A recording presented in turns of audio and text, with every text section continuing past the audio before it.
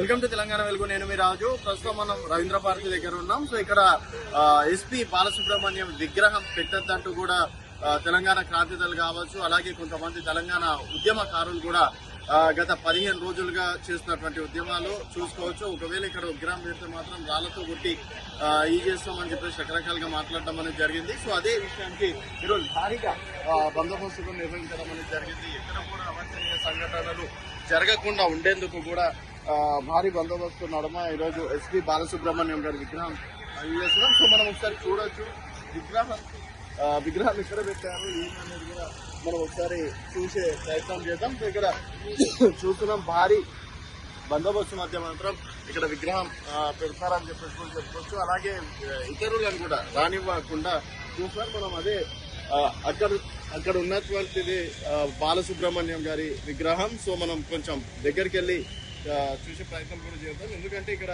కేవలం తెలంగాణ వాళ్ళకి సంబంధించినటువంటి విగ్రహాలు మాత్రమే పెట్టాలి అని చెప్పేసి కూడా గత కొన్ని రోజులుగా చేసినటువంటి ధర్నాలు చూడవచ్చు మనము. సో ఇక్కడ అంటే గతంలో జయ జయ హే తెలంగాణ పాట పాడనందుకు మేము ఈరోజు బాలసుబ్రహ్మణ్యం గారి విగ్రహానికి ఈరోజు వ్యతిరేకిస్తామని అని చెప్తున్నటువంటి మాట.